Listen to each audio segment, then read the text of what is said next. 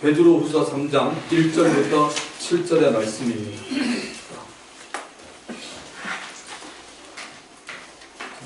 먼저 여러분이 한 절 읽고 그 다음 절을 다 읽겠습니다. 자, 여러분이 먼저 1절을 읽으시고 성경을 피시고 또 피기가 힘든 분들은 스크린을 보면 나오니까 읽읍시다. 시작.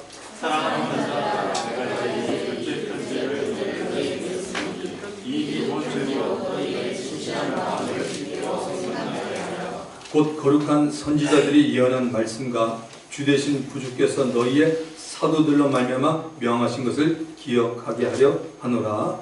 먼저 이것을 알지니 말씀에 조롱하는 자들이 와서 자기의 종교를 따라 하며 조롱하여 이르되 주께서 강림하신다는 약속이 어디 있느냐? 조상들이 잔 후로부터 만물이 처음 창조될 때와 같이 그냥 있다 하니 이는 하늘이 일적하여 있는 것과 땅이 물에서 나와 물로 성립된 것도 하나님의 약속된 것을 그들이 이루어 이로 말미암아 그때 세상은 물이 넘침으로 멸망하였으되 이제 하나님과 하나님 그 분명한 말씀으로 그들을 위하여 구하시나요 경건하지 아니한 사람에게 심판하고 멸망의 날까지 도전하여 주신 것이라. 아멘. 재림의 약속에 대한 회복입니다. 주일날 항상 중요하죠. 주님의 날. 그 다음에 메시지도 너무 중요한데 오늘의 말씀 너무 중요합니다. 왜냐하면 베드로가 쓴 편지가 베드로 전서와 후서입니다. 그리고 마지막 편지의 마지막 장입니다. 3장입니다. 그러니까 아무래도 자신이 간절한 마음으로 썼는데 특별히 쓴 건 뭐냐면 예수님이 재림한다는 얘기를 썼습니다. 그래서 우리 오늘 재림에 대해서 살펴볼 겁니다. 오늘은 정말 여러분들이 신경을 바짝 차리고 여러분 들어야 됩니다. 안 그러면은 여러분 신앙이 잘못됩니다. 여러분이 재림에 관심이 없는 사람은 누구를 만나고 상관없어요. 그 사람은 땅에 미련이 있습니다. 하늘나라는 전혀 쳐다보지도 않습니다. 그러니까 신앙이 이중적인 신앙이 될 수밖에 없다는 사실이에요. 자, 1절을 보시면 사랑하는 자들아 내가 이제 이 둘째 편지를 너에게 쓰노니 이 두 편지를 너희의 진실한 마음을 일깨워 생각하게 하여. 베드로가 말하는 둘째 편지는 베드로 후서입니다. 베드로는 자신이 쓴 첫 번째 편지와 이 둘째 편지를 합쳐서 이 편지를 받는 자들의 진실한 마음을 일깨워 주기를 원합니다. 일깨워서 그들이 무엇인가를 생각할 뿐 아니라 더 나아가서 그 생각하는 것을 기억나게 하기를 원하고 있습니다. 우리들이 다른 사람에게 무슨 의미심장한 말을 했을 때 상대가 내가 한 말을 생각해주고 기억해 주기를 바라는 말들이 있습니다. 저에게는 요즘 신방 때 가서 전하는 말씀을 우리 성도님들이 생각하고 기억해 주기를 정말 바라고 있습니다. 이처럼 베드로도 자신의 편지를 받는 자들이 편지의 내용 가운데서 더 생각해보고 기억해 주기를 바라는 것이 있습니다. 2절을 가봅니다. 곧 거룩한 선지자들이 이어는 말씀과 주되신 구주께서 너희의 사도들로 말미암아 명하신 것을 기억하게 하려노라. 두 가지죠. 첫째는 거룩한 선지자들의 이어는 말씀, 둘째는 구주 예수 그리스도께서 사도들에게 명하신 말씀입니다. 베드로는 거룩한 선지자들의 이어나신 말씀과 구주 되신 예수 그리스도가 사도들에게 명하신 말씀을 수신자들에게 기억하게 하려고 합니다. 3절과 4절을 먼저 가본 후에 다시 2절로 돌아오겠습니다. 먼저 이것을 알지니 말세 조롱하는 자들이 와서 자기의 정욕을 따라 행하며 조롱하여 이르되 주께서 강림하신다는 약속이 어디 있느냐? 조상들이 잔 후로부터 만물이 처음 창조될 때와 같이 그냥 있다 하니. 말세 조롱하는 자들이란 말세에 나타날 거짓 선생들과 잘못된 가르침을 말하는 이단에 속한 자들입니다. 이들은 성령을 따라 행하는 자들이 아니고 자기의 정욕을 쫓아 행하는 자들입니다. 이들도 열정이 있습니다. 그러나 하나님의 의를 나타내려고 한 것이 아니고 자기의 의를 나타내려고 한 잘못된 열심입니다. 이런 무리들이 하는 말이 무엇입니까? 주의 강림, 재림에 대한 약속을 혼잡하게 만들고 그 약속이 어디에 있느냐라고 말합니다. 만약에 이러한 거짓 선생들이 저와 여러분에게 주의 재림에 대한 약속이 어디 있느냐고 물으면 어떻게 해야 합니까? 당연히 성경을 펼쳐 보여주든지 아니면 성경의 몇 장 몇 절이라고 자신있게 대답을 해야 하지 않겠습니까? 베드로전서 3장 15절 너희 마음에 그리스도를 주로 삼아 거룩하게 하고 너희 속에 있는 소망에 관한 이유를 묻는 자들에게 대답할 것을 어떻게 해요? 항상 준비하라. 세상 사람에게 한 얘기 아니야. 주님이 여러분들에게 말합니다.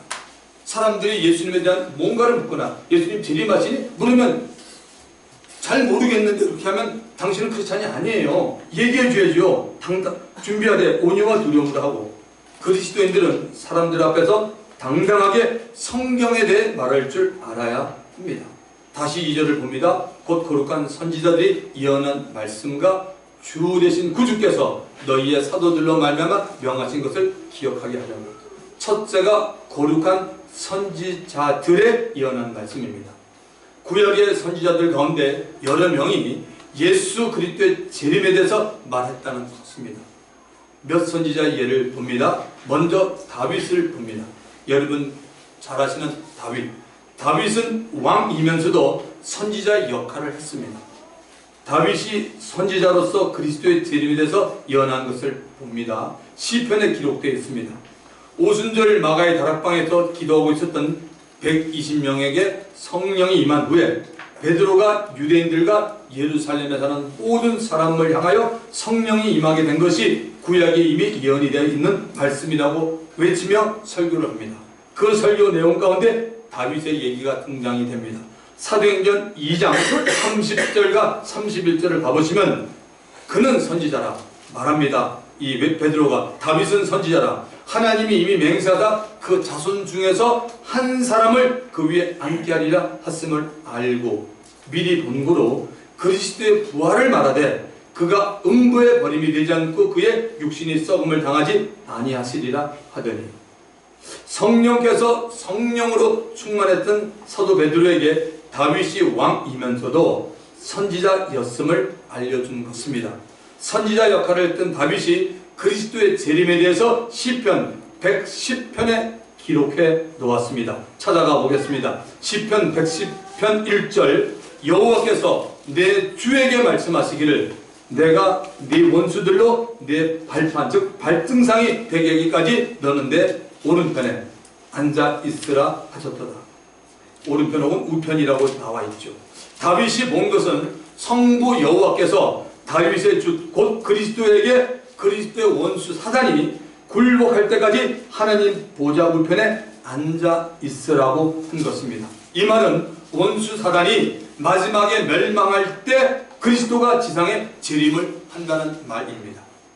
동일한 시편 110편 5절에서는 주의 오른쪽에 계신 주께서 그의 노하시는 날에 왕들을 쳐서 깨뜨리실 것이라. 주의 우편에 계신 주는 그리스도입니다. 그리스도 예수가 지상 재림하는 날 아마겟돈 전쟁에서 하나님을 대적하는 세상의 모든 왕들을 쳐서 진멸할 것임을 성경은 분명히 예언하고 있습니다. 이제 이사야 선지자를 보겠습니다.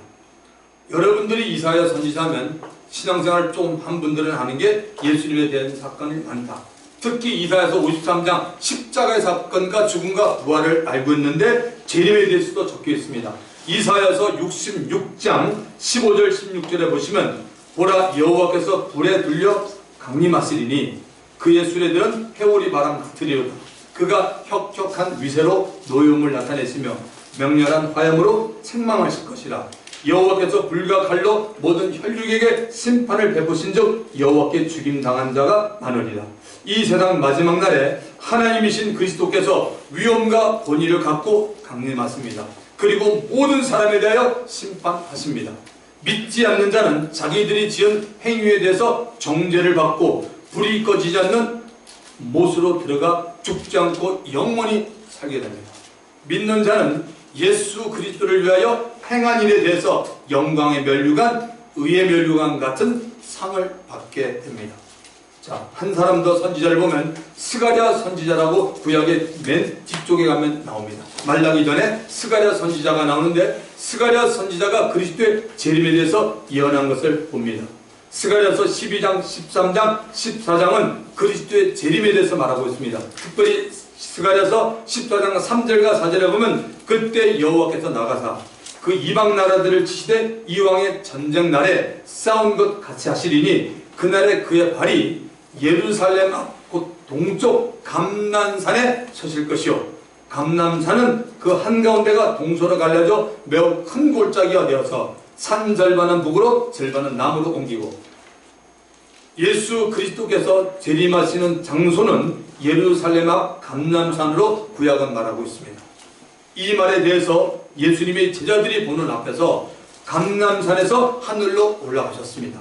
이때 흰옷을 입은 두 천사들이 제자들에게 예수님이 다시 이곳으로 온다라고 말합니다. 사도행전 1장 11절 이르되 갈릴리 사람들아 어찌하여 서서 하늘을 쳐다보느냐 너희 가운데서 하늘로 올려주신 이 예수는 하늘로 가심을 본 그대로 오시리라 하였느냐. 아멘. 그 외에도 다니엘이나 선지자 에스겔을 통해서 그리스도의 재림에 대해서 말씀합니다. 구약의 선지자들이 그리스도에 관하여 예언한 것은 그리스도의 탄생, 성령을 통한 사역, 그리스도의 고난, 십자가의 죽음과 부활, 그리고 재림입니다. 그러므로 구약의 모든 선지자들이 예언이 종결되기 위해서는 그리스도 예수의 재림이 반드시 이루어져야 하는 것입니다. 자, 두 번째, 베드로가 우리 모두에게 기억되기를 원하는 것은 예수 그리스도가 사도들에게 말한 말을 기억하라고 합니다. 예수 그리스도가 사도들에게 명하신 것입니다. 예수님은 마태복음 24장에서 자신의 재림에 대해서 사도들에게 말했습니다. 마태복음 24장 29절과 30절을 보시면 정말 짱입니다. 그날 환난 후에 즉시 해가 어두워지며 달이 빛을 내지 않으며 별들이 하늘에서 떨어지며 하늘의 권능들이 흔들리라. 그때 인자의 징조가 하늘에서 보이겠고 그때 땅의 모든 족속들이 통곡하며 그들이 인자가 구름을 타고 능력과 큰 영광으로 오는 것을 보리라. 인자이신 예수 그리스도께서 하늘 구름을 타고 오는 것을 모든 족속들이 통곡하면서 보게 된다는 말입니다. 마가복음 8장 38절에는 예수님이 누구든지 이 음란하고 죄 많은 세대에서 오늘이죠. 나와 내 말을 부끄러워하면 인자도 아버지의 영광으로 거룩한 천사들과 함께 올 때에 오신다는 겁니다. 올 때 그 사람을 부끄러워합니다.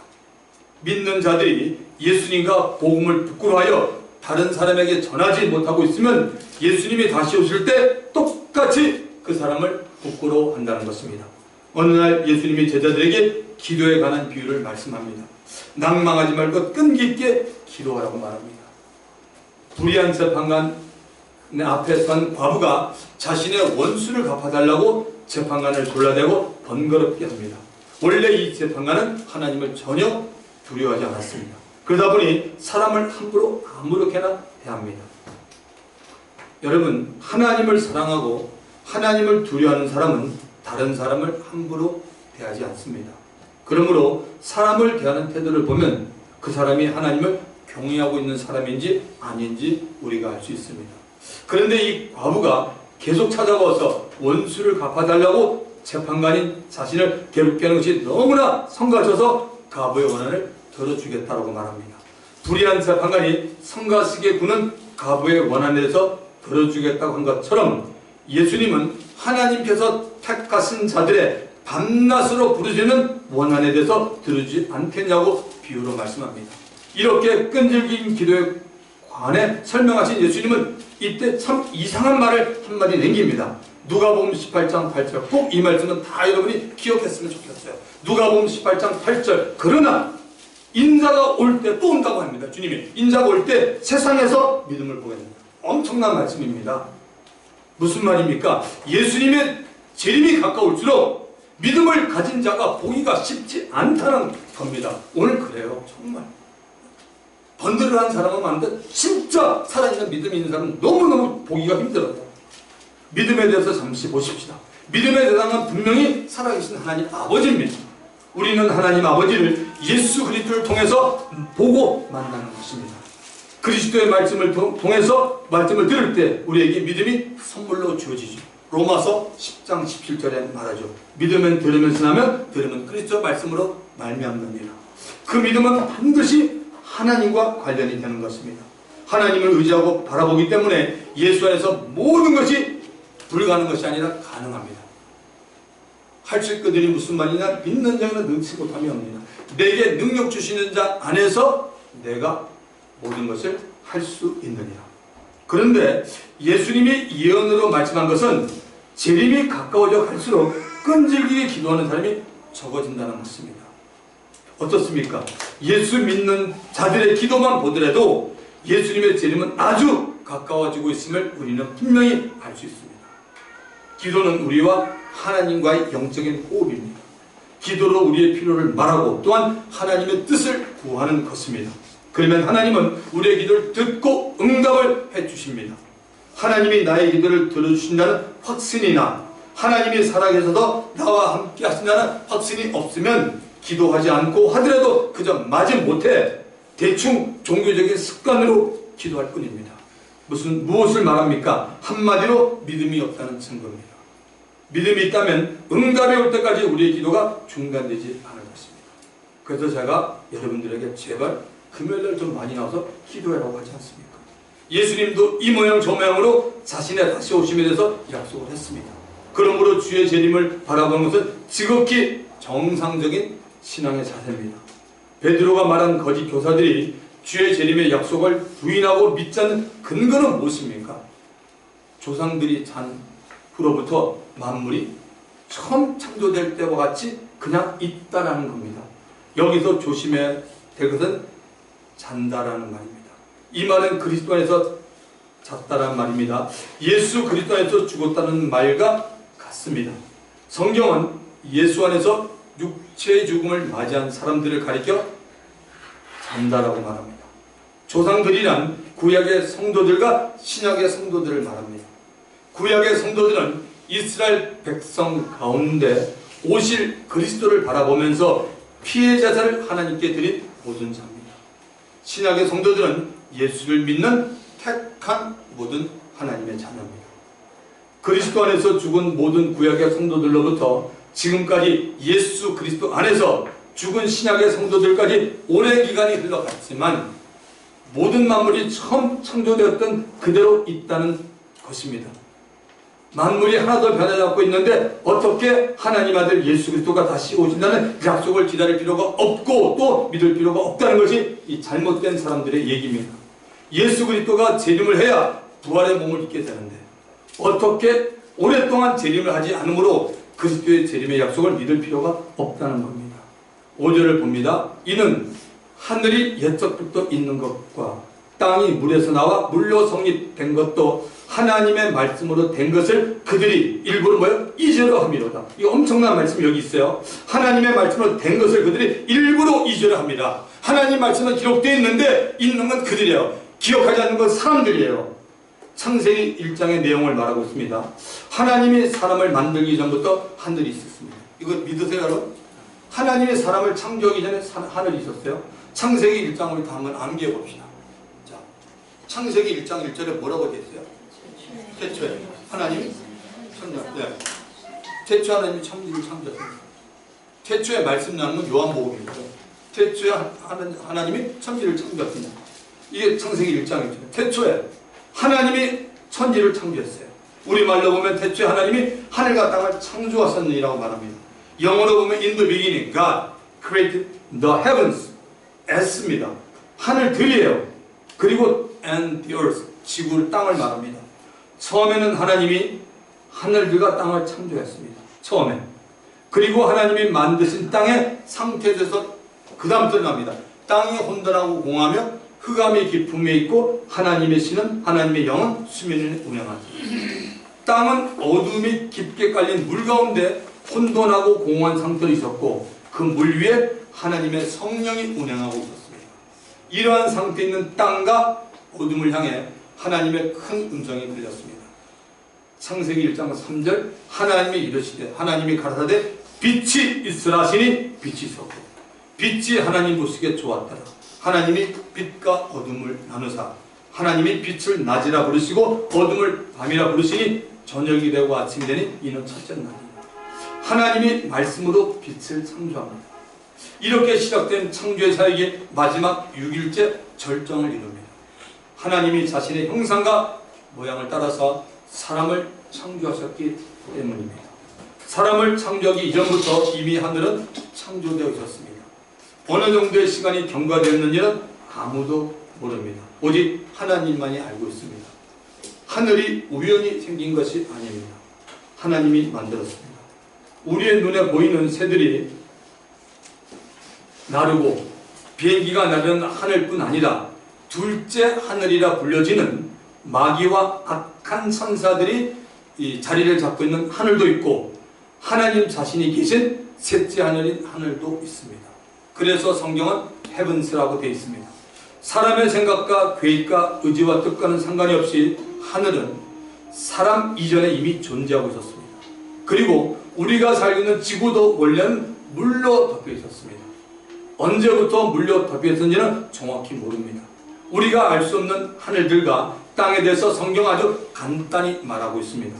하나님의 말씀으로 지어졌다고 말합니다. 창조 둘째 날에 물 가운데 궁창을 만드시고 궁창 아래의 물과 궁창 위의 물을 만드시고 궁창을 하늘이라고 불렀습니다. 셋째 날에 천하의 물이 한 곳으로 모이고 묻이 드러나게 하시며 그대로 되었습니다. 모인 물을 바다라 칭하고 묻을 땅이라 칭했습니다. 신약 성경에는 믿음에 관한 기사를 모으는 믿음장이라고 있습니다. 어디인지 아세요? 히브리서 11장입니다. 천지 만물이 하나님의 말씀에 의해서 창조된 것을 아는 것이 믿음이라고 소개합니다. 히브리서 11장 3절 믿음으로 모든 세계가 하나님의 말씀으로 지어진 줄 우리가 아느니 보이는 것을 나타난 것으로 말미암아 것이 아니다. 믿음으로 모든 세계가 하나님의 말씀을 지어진 줄 아는 게 우리 그리스도인들이에요. 과학자들은 연구하지만 우리는 그럴 필요가 없어요. 우리는 믿음으로 하는 거예요. 그러면 믿음으로 한다는 게 뭐예요? 믿음의 실체는 뭐죠? 믿음은 하나님을 믿는 거고 하나님의 말씀을 믿는 거예요. 하나님의 말씀이 기록되어 있기 때문에 바로 이 우주 만물은 하나님에 의해서 지어졌다는 걸 안다는 거죠. 해와 달을 보면서 해는 어떤 성분을 이루며 어떻게 구성이 되어 있을까라고 하는 것은 천체학자나 과학자들이 연구하는 것이고 우리 믿음의 사람들은 하나님께서 말씀으로 만들었구나라고 믿는다는 겁니다. 우리가 믿는 하나님은 영입니다. 요한복음 4장 24절에 보면 하나님은 영입니다. 영의 세계는 여러분 보이지 않는 세계입니다. 그러나 영의 세계는 실제로 존재하는 세계입니다. 물질의 세계보다 훨씬 더 큽니다. 영의 세계로부터 육안으로 보이는 물질의 세계가 나왔기 때문입니다. 하나님의 말씀도 영입니다. 하나님의 말씀을 영으로 받아들일 때 우리에게는 생명이 넘칩니다. 말씀을 우리의 영으로 받아야 됩니다. 여러분 왜 그리스도인들 가운데 하나님의 말씀을 받지만 그냥 지식으로만 아는 게 뭐냐면 그 차이예요. 여러분은 인정하다는 여러분 영혼육이 있는데 여러분이 영으로 제가 지금 선포하는 말씀들하면 그 사람 생명을 얻고 은혜 오늘 엄청 받았는데 영이 아니라 그냥 들으면 뭐예요? 오늘 아마 여러분 가운데는 몰랐던 지식을 아는 분이 있을 거야. 아 오늘 내가 은혜 받았다. 난 몰랐는데 목사님 정도 이거 알았구나. 이제 그런 분이 있을 텐데 정말 생명은 그런 게 아닙니다. 깨닫는 것도 좋지만 생명은 내가 이렇게 받아들이고 먹는 겁니다. 말씀을 영으로 받아들일 때 우리에게 생명이 넘칩니다. 말씀은 우리의 영으로 받아야 됩니다. 로마서 8장 16절 성령의 친히 우리의 영으로 더불어 우리가 하나님의 자녀인 것을 증언한다. 성령님은 우리의 영과 일해요. 여러분 속지 마세요. 여러분의 생각이 아니야. 여러분의 생각과 성령 일 안 합니다. 성령 우리의 영으로 일합니다. 믿으셔야 됩니다. 이것이 성령을 아는 길이에요. 성령은 우리의 영으로 일하는데 우리의 영은 뭡니까? 기도하고 하나님의 말씀을 가질 때 우리가 깨어서 믿음이 생긴다는 원리입니다. 분명한 것은 눈에 보이는 것들과 눈에 보이지 않는 모든 것들은 스스로 생긴 것이 아무것도 없다라는 사실입니다. 창조주 하나님이 말씀으로 만든 것입니다. 스스로 존재하는 분은 하나님 한 분뿐입니다. 어느 날 모세가 하나님에게 이름을 알려달라고 말합니다. 하나님, 당신의 이름이 뭡니까? 이름 좀 알려주십시오. 하나님이 모세에게 이르시되 나는 스스로 있는 자라. I am that I am, I am who I am. 나는 스스로 있는 자라고 말했습니다. 그런데 거짓 교사들은 모든 것들이 하나님의 말씀으로 창조됐다는 사실을 일부러 잊으려 한다는 겁니다. 일부러. 그렇다면 이 거짓 교사들 배후에서 일부러 잊게 만들어 하는 자들은 누굽니까? 바로 진리를 막는 자, 거짓의 아비 마귀와 그를 따른 악한 영들입니다. 마귀의 게임에 넘어간 거짓 선생들은 진리를 왜곡합니다. 그래서 그들은 주의 재림을 부인하고 재림과 함께 있을 그리스도의 심판이 없다고 말합니다. 그리스도의 심판이 없다고 하면 사람들은 죄를 짓는 것에 대해서 양심의 가책을 느끼지도 않을 것이고 마음 아파하지도 않을 것입니다. 베드로는 이러한 거짓 가르침에 대해서 과거에 있었던 한 사건을 상기시킵니다. 바로 노아의 홍수입니다. 6절을 보십시오. 이로 말미암아 그때 세상은 물에 넘침으로 멸망하였어요. 노아 시대에 하나님이 당시 세상을 심판할 때 어떻게 했습니까? 하나님은 120년 동안을 기다려 주었습니다. 한 사람이라도 더 구원하기 위해서입니다. 만약에 하나님이 당시 사람들을 심판하는 것을 목적으로만 두었다면 기다릴 필요도 없고 사람들이 하나님께 돌아올 기간도 줄 필요가 없는 것입니다. 그러나 거룩하신 하나님은 죄에 대한 자신의 아픔을 참아가면서 120년이라는 기간을 통해 회개하고 돌아오는 사람은 누구든지 구하려고 했던 겁니다. 노아와 그의 식구들 외에는 아무도 하나님께 돌아오지 않았습니다. 하나님은 자신의 말씀으로 노아의 홍수 때 증명하신 것이 있습니다. 지금부터 잘 들어주시기 바랍니다. 하나님은 자신의 말씀으로 노아의 홍수 때 증명하신 것이 있습니다. 무엇을 증명했느냐 하면 모든 세계가 하나님의 말씀으로 지은 것을 하나님이 증명해 보였습니다. 잘 들어보시기 바랍니다. 창세기 1장 6절부터 10절까지의 내용입니다. 하나님이 둘째 날 물 가운데 궁창이 있어 물과 물로 나뉘게 하라고 했고 하나님이 궁창을 만드시고 궁창 아래의 물과 궁창 위의 물로 나뉘게 했습니다. 하나님이 궁창을 하늘이라고 했고 궁창 아래의 물에서부터 바다와 땅이 드러났습니다. 자, 이제 이렇게 봅니다. 당시 하나님이 둘째 날 만드신 것을 본 사람이 있어 없어요? 대답하세요. 둘째 날 만든 거 본 사람이 있어 없어요? 인간은? 아무도 없어요. 인간은 그렇게 태어나니까 인간은 생기지도 않았어요. 아무도 없어요. 사람이 구에 만들어졌기 때문입니다. 궁창 위에 물과 궁창 아래에 물이 있었다는 것을 증명하면 모든 세계가 하나님의 말씀으로 지은 것을 증명할 수 있는 셈입니다. 맞아요, 틀려요? 맞잖아요. 성경적으로 증명이 되잖아요.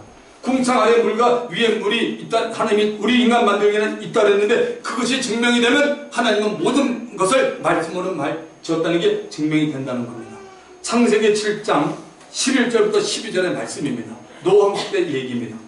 노아가 600세 되전에, 그래서 하나님은 이런 부분을 정확히 기록하게 한 겁니다. 노아가 600세 되전에 둘째 달 2월 곧 그 달 열일의 날이다. 굉장히 오래된 사건을 날짜 여러분 아주 정확한 몇 달 며칠까지 얘기합니다. 그날에 큰 기쁨의 샘들이 터지며 하늘의 창문들이 열려 40주야를 비가 땅에 쏟아졌다라고 말하고 있습니다. 엄청난 말씀입니다. 하늘의 창들이 열렸습니다. 여러분 바로 궁창에 졌던 어마어마한 양의 물이 쏟아졌습니다. 큰 기쁨의 샘들이 터졌습니다. 땅 아래 지하에서 어마어마한 양의 물이 터져 나왔습니다. 궁창 아래 물로부터 바다와 땅이 생겼는데 사람은 땅에 살고 있었습니다. 지구가 둥글기 때문에 궁창 아래 물로부터 땅이 나왔지만 땅속 깊은 곳에는 아주 많은 양의 물이 있게 된 것입니다. 하나님이 노아 홍수 때 당시 세상을 물로 심판하면서 하나님의 말씀으로 만물이 창조됨을 증명했습니다. 노아의 홍수를 일으키시기 전 하나님이 먼저 노아를 통해 경고의 말씀을 했습니다. 하나님의 말씀을 거부한 사람들이 하나님의 말씀으로 물 심판을 받은 겁니다. 믿으시면 아멘 하십시오. 말씀이 이만큼 중요한 겁니다. 말씀이 여러분 심판합니다. 결국은 하나님께서 분명히 말씀했잖아요. 그런데 그 말씀은 어겼잖아요. 그래서 하나님의 말씀으로 심판한 겁니다. 오늘도 똑같아요. 여러분 마지막 주님 박살 때 똑같은 거예요. 그래서 말씀이 너무 귀한 거예요. 예수 믿는 사람들이 하나님 말씀 무시하고 살았던 건 자랑 아니에요. 하나님 제가 어쩔 수 없는데 그건 얘기하지 마세요. 이동태 목사는 전부 여러분에게 그런 말 한 적 한 번도 없어요. 저는 전화도 할 때니까 여러분들 말씀 정확하게 기억하세요. 베드로가 마지막 때로 얘기하는 거 너무너무 엄청난 말씀이에요. 여러분 네? 잠언서 13장 13절은 말합니다. 잠언서 13장 13절 꼭 외우세요. 13 잠언서 13장 13절 말씀을 멸시한 자는 자기에게 패망을 주고 말씀을 멸시하면 당신이 망하는 거야. 성경이 말해요. 당신이 망하는 거예요. 말씀을 멸시하면. 자, 오늘 베드로서 3장 마지막 절 7절을 봅니다. 잘 들으세요. 이제 하늘과 땅은, 지금 있는 우리 하늘과 땅은 그 동일한 말씀으로 불사르기 위하여 보호하신 바 되어 경건하지 아니한 사람들의 심판과 멸망의 날까지 보존해 주신 거죠. 이 말씀 모르는 분 없잖아요. 이거 여러분 성경에 있는지 알았어요? 이런 거? 성경에 나오잖아요. 지금 저와 여러분들이 보는 하늘과 그리고 밟고 있는 이 땅, 성수동 이 땅, 뭐 대한민국, 미국 어디 땅은 노아의 홍수 때 심판했던 것과 같이 심판의 말씀에 의하여 불로 태워진다는 겁니다. 믿으시면 아멘 하십시다. 그 심판의 날까지 보존되어 있는 것 뿐입니다. 여러분, 여기에 미련을 갖지 마십시오. 감사하면서 살아가면 됩니다. 창세기 8장 22절에 이미 얘기했어요. 하나님 창세기 8장 22절 땅이 있을 동안에는, 리밋이잖아요. 땅이 있을 동안에는 심음과 거둠과 추위와 더위와 여름과 겨울과 낮과 밤이 쉬지 아니하리라. 땅이 있는 동안에, 이 말씀은 뭐예요? 없어진다는 얘기를 이미 줬잖아. 하나님이 있는 동안에 이 땅에 인생이 있다. 우리가 살면서 뭐죠? 하나님 잘생긴 게 최고예요. 여러분, 전도서 3장 1절 솔로몬이 범사의 기한이 있고 모든 일에 기한이 있고 천하 만사가 다 때가 있나니 할렐루야, 다 때가 있습니다. 속지 마십시오. 세상에 속지 마십시오. 그리스도인들이 과거에는 물로 심판했지만 이제는 불로 심판하십니다. 하나님이. 왜 하나님의 심판을 받았고 앞으로도 받습니까? 경건하지 않은 사람들의 행동, 죄 때문이라고 성경은 말합니다. 간단합니다. 경건하지 않은 사람의 행동, 죄 때문에 하나님이 다 태워버리겠다랍니다. 죄는 하나님 앞에 멸망받게 되어 있습니다. 다행인 것은 우리 믿는 자들은 신분적으로 하나님께 의롭다함을 받고 하나님의 자녀가 되었습니다. 예수님 때문에. 그러므로 우리들은 신분에 맞게 경건한 행동으로 살아계신 하나님께 영광 돌리며 살아가는 것입니다. 여기서 우리들이 한 가지 꼭 짚고 넘어갈 중요한 문제가 있어요. 예수 그리스도의 재림에 대해서 지금 계속 보면서 재림에 대한 우리들의 자세입니다. 극단적인 예를 먼저 봅니다. 예수 그리스도의 재림을 믿지 않고 기대하지 않고 사는 자들입니다. 여러분 한번 손 들어보세요. 마음으로. 여기 지금 속합니까? 나는 예수 믿지만 주님의 재림 믿지 않아. 난 기대하지 않고 살아요. 여기 솔직히 손 좀 들어보세요. 마음으로. 네. 이것도 아닙니다. 여러분 큰일입니다. 이런 사람들은 잘 들어보세요. 예수를 믿으면서도 하늘의 소망 갖지 않습니다. 땅의 소망을 갖고 삽니다. 이 말은 이 세상에도 어떻게 하든지 잘 되어 보야겠다는 겁니다. 욕심을 갖고 자기의 이름이나 명예와 물질에만 관심이 있습니다. 또한 하나님의 말씀을 아주 업신여기고 등한시하며 삽니다. 자, 두 번째 이유는 예수 그리스도의 재림만을 바라보고 사는 자들. 이런 사람도 있어요. 재림만을 바라보고 사는 자들. 재림만을 바라보고 살아가고 있는 사람도 잘못되는 경향이 있습니다. 현재에 주어진 삶에 대해서 책임 느끼지 않습니다. 현재의 삶에 대해서 부정적이고 비판적인 시각으로 받아들이기 쉽습니다. 오직 위의 것만을 생각해 이 세상은 전혀 관심이 없습니다. 왜? 우리가 사는 건 세상에 살아요. 세상에 살면서 우리 할 일이 있고 전도도 하고 할 일이 많은데 재림만 바라보는 사람은 세상에 전혀 관심이 없어요. 재림에 너무 민감하기 때문에 성경의 말씀을 잘못하면 넘어갈 수도 있습니다.